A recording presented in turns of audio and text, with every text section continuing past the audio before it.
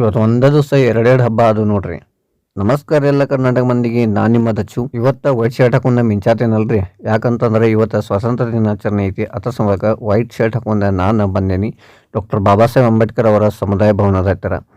Doctor Baba Saheb Ambedkar ಅವರ ಪೂಜೆಯನ್ನು ಮಾಡಿ ಧ್ವಜ ಹಾರಿಸಿ ನಾವು ರಾಷ್ಟ್ರಗೀತೆ ಹಾಡುವ ಮುಖಾಂತರ ನಾವು ಸ್ವಾತಂತ್ರ್ಯ ದಿನಾಚರಣೆಯನ್ನು ಆಚರಣೆ ಮಾಡಿದ್ದು.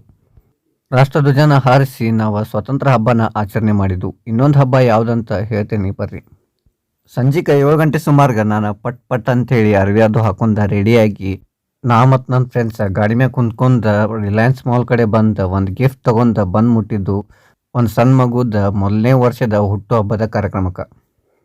ಇಲ್ಲಿ 2 ಹುಡುಗರ ಗಾಡಿ ಒಳಗೆ ಆಟ ಆಡತ್ತಿದ್ದು, ಅವ್ರಿಗೆ ಹೋಗಿ ಕ್ಯಾಮ್ರಾ ಹಿಡಿದ ತಕ್ಷಣ ಅವ್ರು ನೋಡ್ರಿ ಹೆಂಗೆ ಫುಲ್ ಸ್ಮೈಲ್ ಕೊಡಾಕತ್ತಾರ. ಇಲ್ಲಿ ಬಂದು ನೋಡ್ರಿ, ಹೀರೋ ಇವತ್ತಿರೋದ ಯುದ್ಧ ಹುಟ್ಟುಹಬ್ಬ. ಇವಂಗ ಎಲ್ಲರೂ ಹ್ಯಾಪಿ ಬರ್ತ್ಡೇ ಯಶ್ ಅಥವಾ ಹುಟ್ಟುಹಬ್ಬದ ಹಾರ್ದಿಕ ಶುಭಾಶಯಗಳು ಯಶ್ ಅಂತ ಕಮೆಂಟ್ ಬಾಕ್ಸ್ ಒಳಗೆ ತಿಳಿಸ್ಬಿಡ್ರಿ. ನಾವು ಯಶ್ಗೆ ವಿಶ್ ಮಾಡಿ ಅಲ್ಲಿಂದ ವಾಪಸ್ ನಾವು ಮುಂದೆ ಹೊಂಟು ಊಟದ ಸೆಕ್ಷನ್ ಕಡೆಗೆ.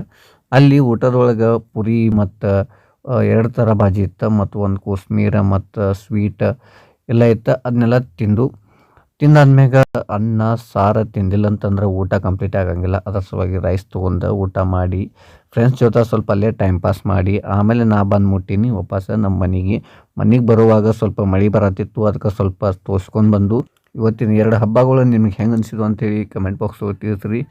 ಇವತ್ತಿನ ವಿಡಿಯೋ ಇಷ್ಟ ಆಗಿತ್ತು ಲೈಕ್ ಮಾಡಿರಿ, ಕಮೆಂಟ್ ಮಾಡಿರಿ, ಶೇರ್ ಮಾಡಿರಿ. ಸಿಗೋನು ಮತ್ತು ನೆಕ್ಸ್ಟ್ ವ್ಲಾಗ್ ಒಳಗೆ. ಅಲ್ಲಿವರೆಗೂ ಎಲ್ಲರಿಗೂ ಧನ್ಯವಾದಗಳು.